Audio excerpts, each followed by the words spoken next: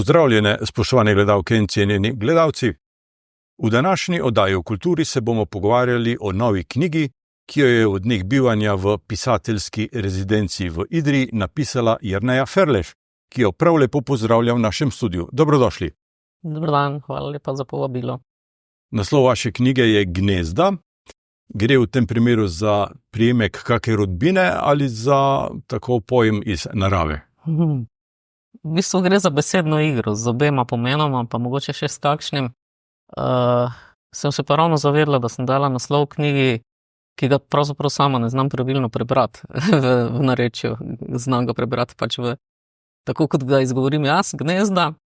Ta prava izgovorjava pa pravzaprav ostaja Idrijčanom, ki znajo to prebrati, tako kot se v Idriji prebere. Že v uvodu knjige ste zapisali, da ste v Idrijo ob vašem prihodu prinesli dež in žalost, mislim, da je tako nekako. Na koncu knjige pa napišete, da ste odšli z vedrino, naklonjenostjo in humorjem. Kako je mogoče v 10 dneh, slabih 2 tednih bivanja v Idriji doseči to spremembo pravzaprav? Ja, ta sprememba je tudi mene presenetila, pa navdušila pravzaprav. Vreme je bilo samo po sebi takšno, kot je bilo, in res so bili deževni dnevi, deževno obdobje, tudi je bilo kmalu pravzaprav po tistih velikih poplavah, ki smo jih doživeli malo pred mojim prihodom v Idrijo.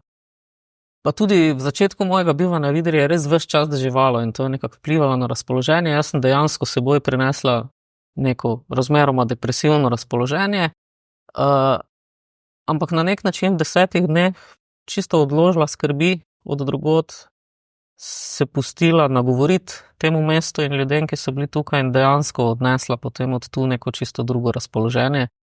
Tako da dejansko, ko sama razmišljam o tej knjigi, se mi zdi, da je to knjiga ravno o tej transformaciji, mogoče malo literarizirani seveda, tudi malo zapisani še v literarni obliki, pač na nek način, ki mogoče še poudari to prvino, ampak vsekakor je to nekaj, kar je okvir te knjige.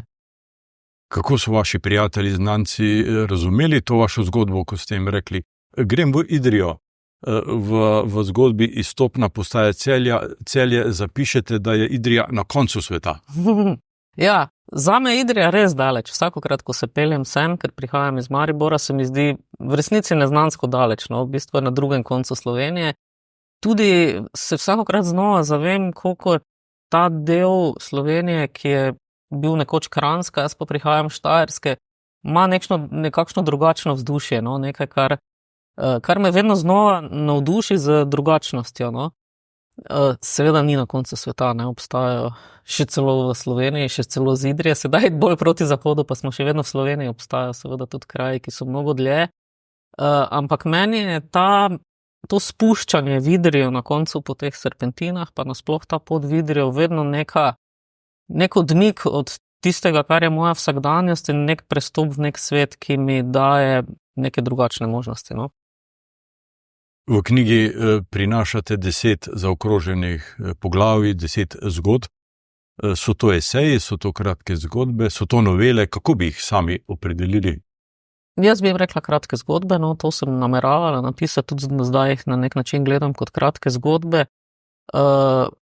Absolutno sem imela ambicijo napisati literarno knjigo, se pravi beletristiko, kar sicer pišem zelo redko, oziroma redkeje kot znanstvena besedila.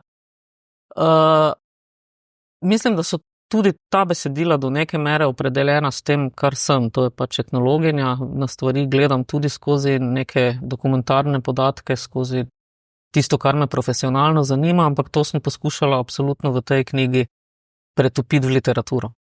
Pravzaprav v vseh zgodbah je čutiti to vašo refleksijo. O čemerkoli že pišete v povezavi s tem, kako ste sami doživljali to mesto in te zgodbe. Ja. Ta knjiga ni zgodba o Idriji takšna, kot je. Ta knjiga je zgodba o tem, kako sem jaz doživela Idrijo. To sta 2 različni stvari. Zavedam se, da marsičesa ne poznam, da marsičesa seveda v 10 dneh, ko bivaš na rezidenci, niti vidiš ne, kaj šele, da bi se uspel poglobiti v vse, kaj šele, da bi uspel vse razumeti. Ampak definitivno pa to je tisto, kar nosi teh 10 dni občutij, ki sem jih jaz tukaj doživela, in 10 ali pa mogoče še več pogledov v teh zgodbah, ki so mene dohiteli, ko sem opazovala. Pravzaprav nisem imela skoraj nikakršnega načrta, ko sem prihajala, razen tega, da se bom lotila opazovati dediščino. To me na vsak način zanima kot etnologinjo. Na nek način je bil to tudi želja razpisa rezidence, tako da sem se itak odločila, da bom temu sledila. Ampak drugače sem prišla več ali manj brez načrta, z eno izjemo, in se prepustila opazovanju oziroma dogajanju. Preprosto živela sem tukaj brez skrbi, brez problemov, brez nekih obremenitev, ki jih vsi drugače v vsakdanjem življenju pač nosimo ob sebi, in sem pustila, da prihaja k meni, in dejansko si potem skozi zgodbe zrcalijo neki detajli, neki dogodki, ki so me tu nagovorili, pa sem jih potem mogoče v neko širše razmišljanje prepisala oziroma izpisala kot nek širši pogled. No. Pred dobrega pol stoletja je tako prav, mislim, da prav iz Maribora, po istih poteh hodil, mislim, da Franjo Baš. Ja. Povejte nam kaj več o tem. No, to je Franjo Baš in pa Josip Pelikan, o katerem bo gotovo še kaj rekla, sta bila v mojih mislih, že ko sem prihajala sem. Zelo sem imela rada in imam še vedno rada članek Franja Baša, etnologa, geografa, Rudarska hiša v Idriji, ki ga je napisal v 50 letih in objavil.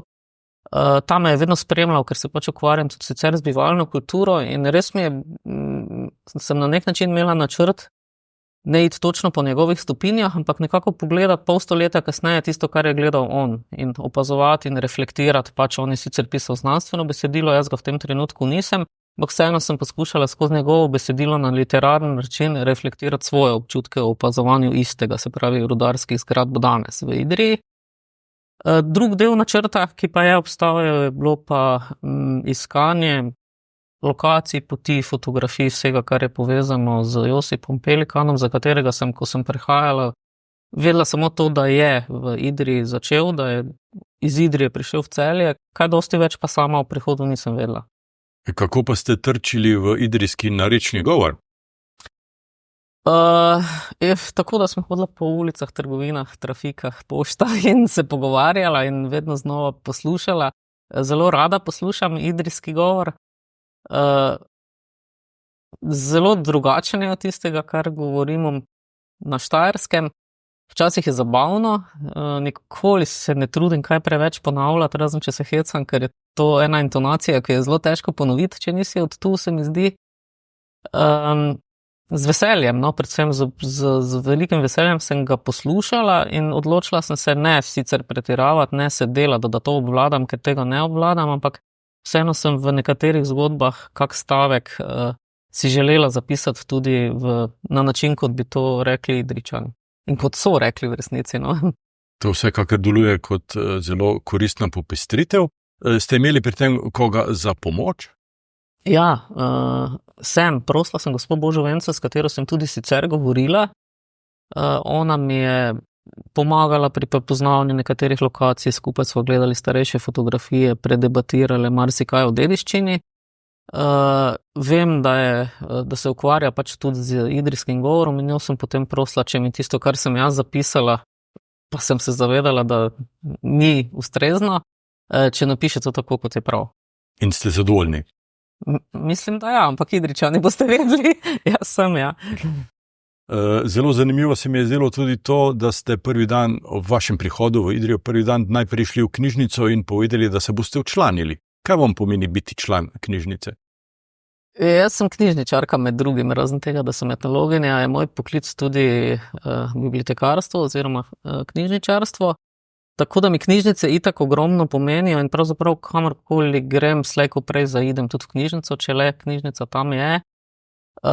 Člansko izkaznice idrijske knjižnice pa nosim zdaj ves čas s seboj, čeprav večino časa nisem v Idriji, ampak za vsak slučaj pa takrat, ko le pridem, imam pa izkaznico pri sebi, ker sem se dejansko takrat vpisala, seveda z namenom, da poiščem domoznansko literaturo, da tudi sedim v knjižnici pa preberem kaj kar tam v čitalnicah.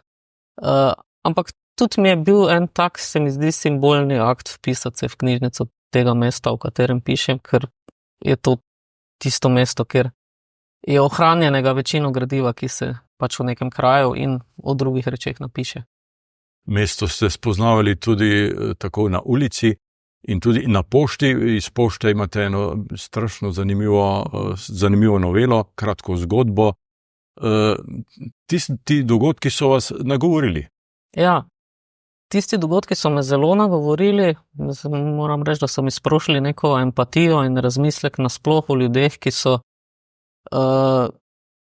bili neposredno navezani na rudnika kot takega, kot delovnega okolja, pa ni več. Zelo me je začelo pravzaprav zanimati, kaj se s temi ljudmi dogaja potem, ko je rudnik prenehal z delovanjem. Sicer pa je bilo tudi še ta obisk pošte, ki se dejansko pač izhaja iz nekega, ki ga opisujem iz nekega dejanskega dogodka, ki se je tam zgodil, se je navezoval še na tisto deževno obdobje. Na začetku mojega bivanja v Idriji je namreč res ves čas deževalo, je pa potem prenehalo in ko sem odhajala, je bilo sončno. Poveva še to zgodbo o Josipu Pelikanu. V knjigi je objavljenih, mislim, da slaba 2 ducata njegovih fotografij. Gre za izjemnega fotografa, ki je se izoblikoval pravzaprav v Idriji, ne? Ja. Kot sem rekla, sem vedela, da je Josip Pelikan imel v Idriji atelje, preden ga je imel v Celju, ker je pač njegova zgodba zelo natančno raziskana, opisana, pač tudi zelo znana. Z obilico truda in srečnih naključij tamkajšnjih muzealcev in konzervatorjev in pač vseh, ki se v Celju ukvarjajo s Pelikanovo zgodbo, potomcev seveda tudi. Ampak ta idrijski del pa vsaj meni ni bil natančno znan. Predvsem me zanimale so me lokacije, kjer je deloval, in zanimale so me fotografije, ki so potem ostali, in oboje sem našla, tako da sem zelo vesela. To sem potem tudi poskušali literarizirati, sam ta postopek svoj iskanja pač po Idriji. Sicer pa, kaj sva že rekla, da me jo zanima? Pelikanova zgodba, rodil se je pravzaprav nekje na Gorenjskem. Ja, njegova biografija. V Idriji pa je živel od svojega 8. do 33. leta, čeprav vem. In iz Idrije se je umaknil leta 19, ko je Idrija stopila pač pod Italijo. Ja. On je iz Trbiža prišel z očetom, oziroma vsaj večina tistih, ki o tem pišejo, pravijo, da je šlo za njegovega očeta. Anton Šmajler je to bil, tudi fotograf. Potem, ko je mama Barbara Pelikan oziroma Barbara Kastner se je pisala pravzaprav ob njegovi smrti, ob svoji smrti in ob njegovi seveda ne, ker je bila takrat že pokojna. Ko je mama umrla, sta se moška priselila v Idrijo in on je bil takrat star 8-9 let. Skratka še otrok, in je potem, ko je živel tu ob očetu, fotografu, se izučil. Pravzaprav se naučil fotografirati, pridobil ta znanja, ki jih je potem pač vso življenje s pridom uporabljal, ampak pravzaprav so to na nek način njegova formativna leta. Se mi zdi, da je pravzaprav zelo pomembno, da je bil v Idriji v teh letih. Ni to trajalo tako malo časa, on je bil že star čez 30 let, ko je odšel v Celje, tako da je pravzaprav eno pomembno obdobje svojega življenja preživel tukaj, z izjemo vojnega obdobja, sicer pa je... Vmes je bil tudi na Dunaju?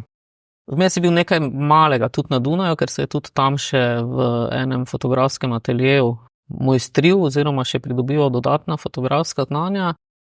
Je pa tudi v Idriji potem sam zgradil hišo, uredil modern atelje, oče oziroma Anton Šmajler je umrl in po njegovi smrti, skoraj takoj po njegovi smrti, je Pelikan uredil atelje, v katerem pa ni prav dolgo, pravzaprav, oziroma tudi hišo, v kateri niso prav dolgo živeli niti delali, ker je potem odšel v Celje. Bil pa je tudi zavzet planinec, krajan in tudi aktiven sokol. Ja.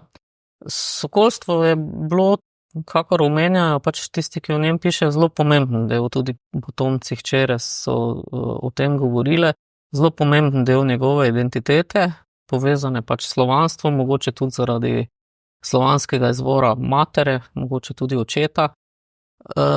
In mislim, da je prav anekdotično, kako je sokolsko uniformo, ko je odhajal iz Idrije, odnesel s seboj, so pa mislim, da potem uničili v času okupacije v Celju oziroma v nekih drugih vojnih okoliščinah. So vseeno žrtvovali, ker se jim je zdelo prenevarno, da bi jo ohranili, pa mu je bilo menda zelo žal za njo. Leta 1910 se je poročil z Brežičanko, Marjano Lebar, imela sta v družini tudi, mislim, da hčerko. Ja, 2. dve hčerki in ko se je leta 19 odpravil iz Idrije v Brežice, se je vmes ustavil v Celju in tam je ostal za celih 50 let. Ja.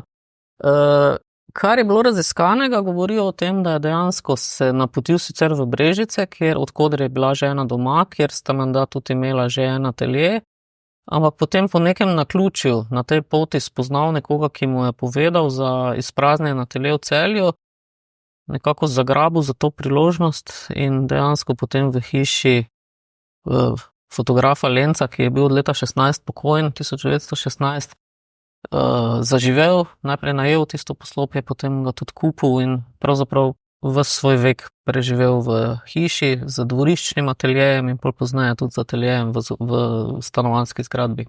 Umrl je leta 77, to poslopje pa je danes preurejeno v enkraten muzej.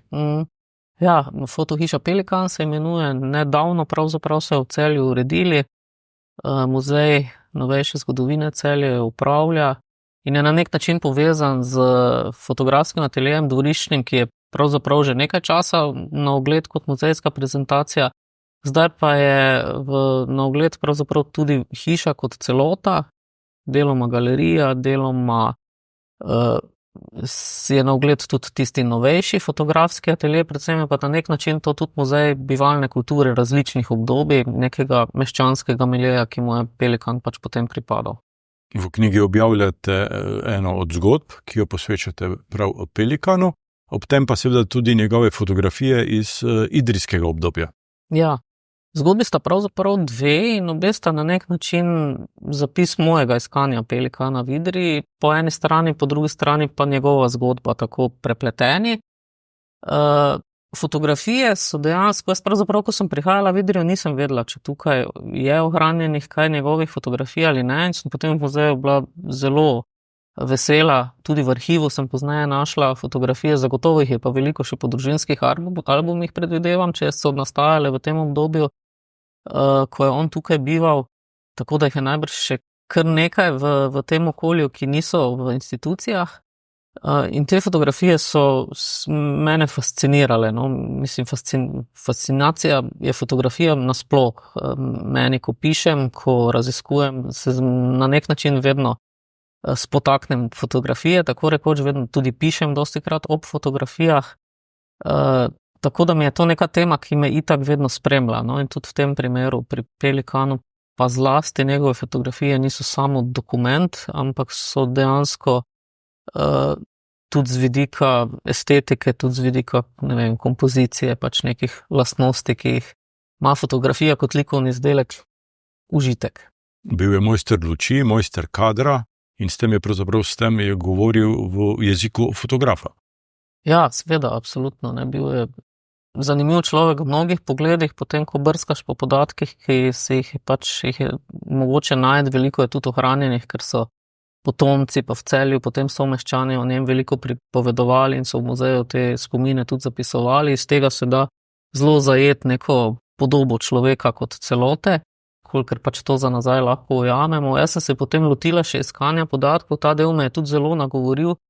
Iskanja podatkov o njegovih starših, zanimal me je namreč ta odnos z očetom oziroma z Antonom Šmajlerjem, zanimalo me je, odkot je prihajala njegova mati.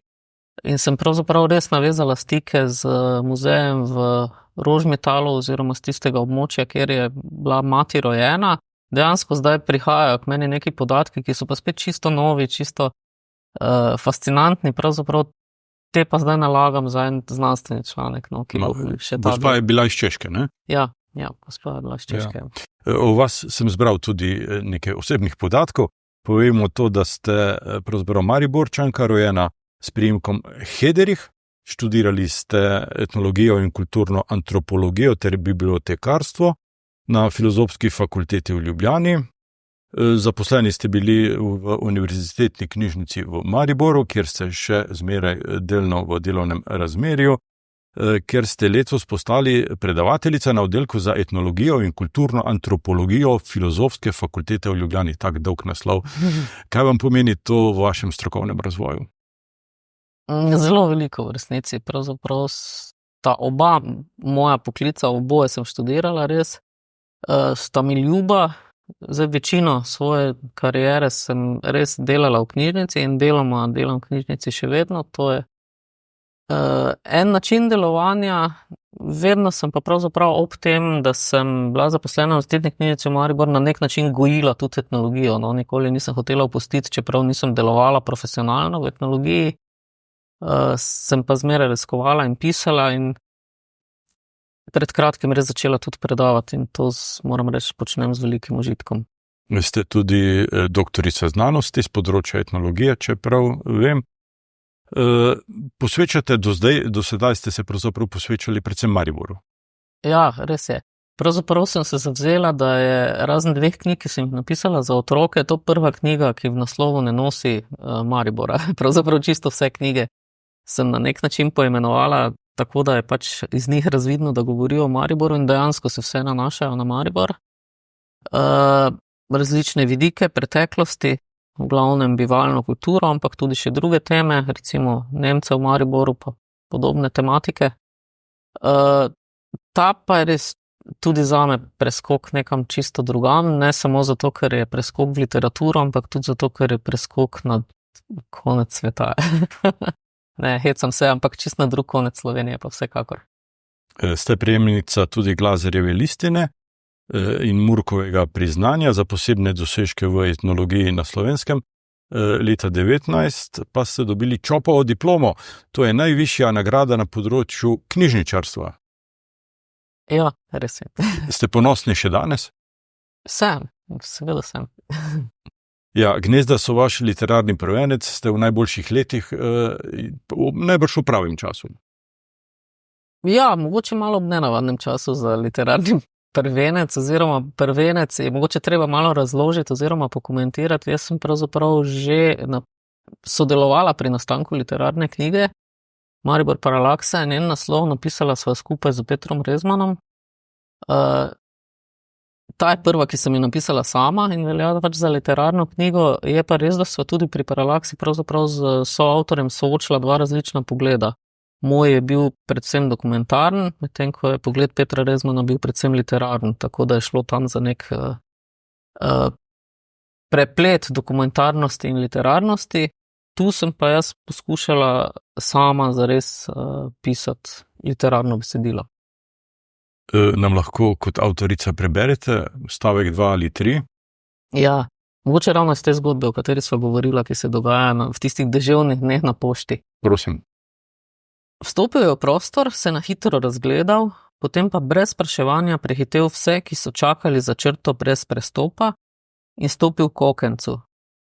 Nihče ga ni ustavil, najbrž zato, ker je bil star. Prihajam zaradi pošiljke, je rekel in poštarici pomolil zmečkan listek.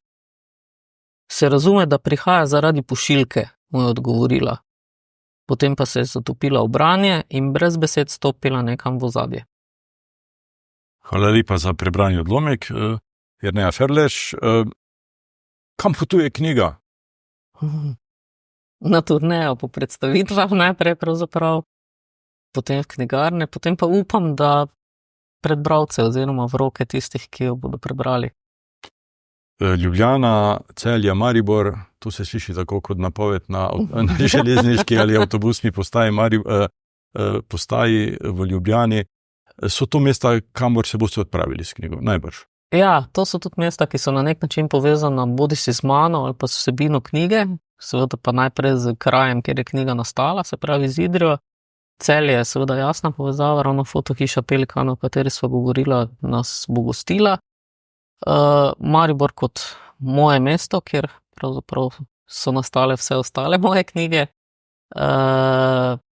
Ljubljana, seveda kot prestolnica oziroma mesto, kjer odkoder potem knjige ponavadi potujejo na različne naslove in v različna okolja.